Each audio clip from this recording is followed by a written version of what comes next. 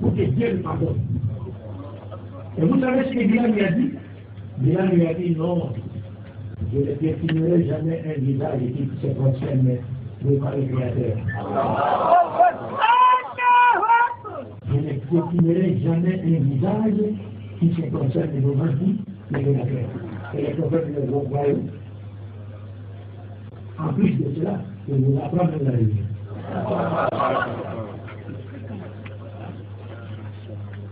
بعثت إلى الناس كافة الأحمر والأصفر. Parce que Mohammed sallallahu alayhi wa sallam dit il n'y a pas une telle déclaration dans la Bible de Genèse jusqu'à la mission de l'Islam. Mais vous allez entendre les gars vous dire non, Jésus c'est le sauveur de gloire, il est venu pour nous, mais il n'a jamais parlé de lui. Donc il ressort clairement de ce deuxième critère que Jésus-Christ n'a jamais déclaré avoir été envoyé à l'humanité tout entière. Mais Mohammed a clairement déclaré avoir été envoyé par Dieu à toute l'humanité. Troisième critère, nous avons dit que pour que Jésus-Christ ou Mohammed soit reconnu comme étant le messager par qui l'humanité tout entière sera sauvée, il devait confirmer le caractère universel de son mission, n'est-ce pas, en ayant des disciples dans son entourage, des disciples appartenant à d'autres nations que la sienne, et cela de son vivant et pendant son ministère. Le troisième critère, c'est non commun, ça veut dire aucun commentaire. Parce que Jésus, de son vivant, n'avait dans son entourage aucun disciple qui appartenait à une autre nation. Aucun. Et d'ailleurs, lui, il a eu la chance de rencontrer Pilate. Mais il n'a jamais invité à croire à lui. Mais le prophète Mohammed sallallahu alayhi wa sallam avait dans son entourage des disciples appartenant à d'autres nations. Nous avons Pilate, nous avons encore dit Salman al-Farsi, qui encore? C'est pour nous, qui encore? C'est une religion pour vous. Hein?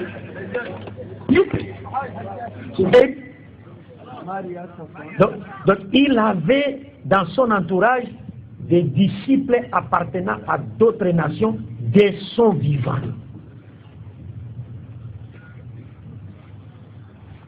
Et la personne qui faisait l'appel à la prière, c'est un noir, Bilal.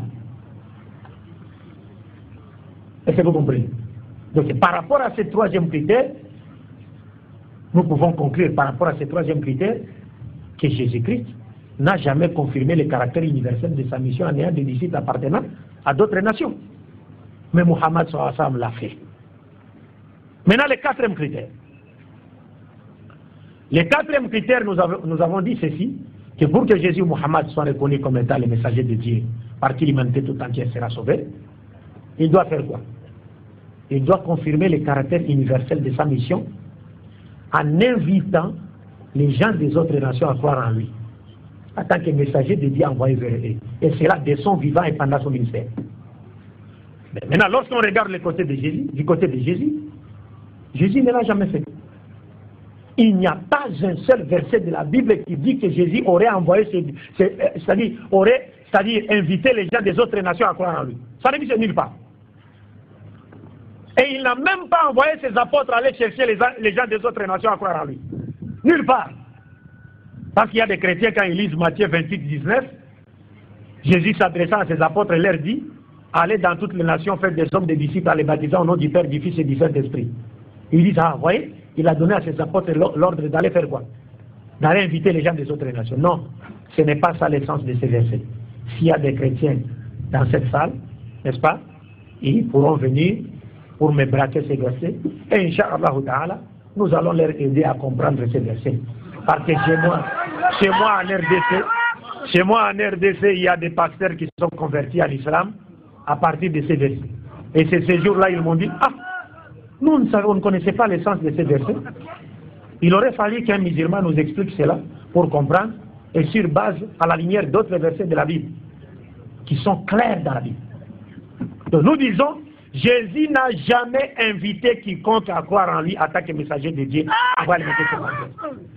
Il a rencontré Pilate, qui était le gouverneur de la Palestine, qui était le représentant de l'empereur romain à l'époque de Jésus.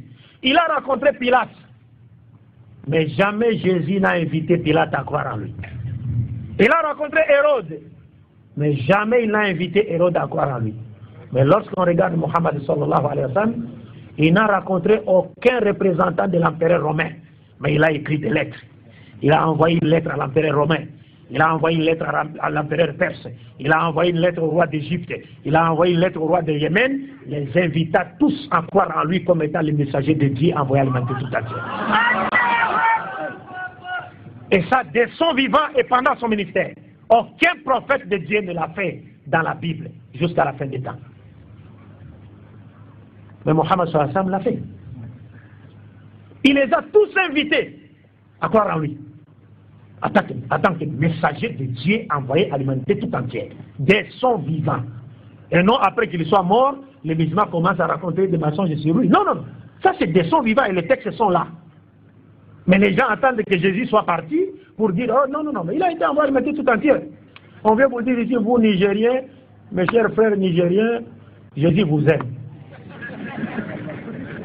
Jésus vous aime parce qu'il a été envoyé vers vous. Et pour vous prouver que Jésus vous aime, qu'est-ce qu'il vous braque comme verset? Il vous braque Jean chapitre 3, verset 16, qui dit, Dieu a tant aimé le monde, et il a envoyé son Fils unique afin que quiconque croit en lui ne périsse point, mais qu'il ait la vie éternelle. C'est le verset qu'on vous braque. Le fait que ce sont des mensonges, le fait qu'ils disent de Jésus dans ces passages qu'il est le Fils de Dieu, mais qu'est-ce qui nous prouve ici que c'est un mensonge? Quand ils nous disent que Jésus nous aime, parce que les versets même nous disent Dieu a tant aimé le monde. Donc ce n'est pas Jésus qui a aimé le monde, c'est Dieu qui a aimé le monde. Donc, ce n'est pas Jésus qui a aimé le monde, c'est Dieu. Donc Jésus-Christ lui-même n'est que la traduction de l'amour de Dieu pour le monde. Maintenant, il se retourne pour dire non, Jésus vous aime. Non, mais ce n'est pas Jésus qui m'aime, c'est Dieu qui m'aime. Vous comprenez? C'est-à-dire, au lieu de glorifier la destination, on glorifie les chemins qui mènent à la destination. Vous comprenez? Et voilà comment les gens ont dénaturé l'activité de l'évangile de Jésus-Christ. Takbir. Takbir. Takbir. وَقُلْ جَاءَ الْحَقُّ وَزَهَقَ الْبَاطِلُ إِنَّ الْبَاطِلَ كَانَ زَهُوقًا. Donc, par rapport à ces quatrièmes critères, nous avons compris que Jésus-Christ n'a jamais invité une seule personne appartenant à une autre nation que celle des enfants d'Israël pour qu'ils croient en lui en tant que messager de Dieu envoyé à l'humanité tout entier. Ça n'existe pas. Mais Mohammed l'a fait dès son vivant à la Mecque et à Médine, et il a envoyé des lettres pour